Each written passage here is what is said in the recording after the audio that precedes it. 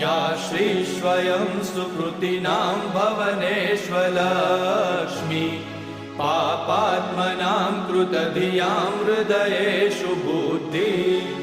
श्रद्धा सतां कुलजनप्रभवस्य लज्जा तां त्वां नतास्म परिपालय देवि विश्वम् किं वर्णयाम तव रूपमचिन्त्यमेतत् किं चातिवीर्यमसुरक्षयकारि भूरि किं चाहवेषु चरितानि तवानियानि सर्वेषु देवसुरदेवगणादिकेषु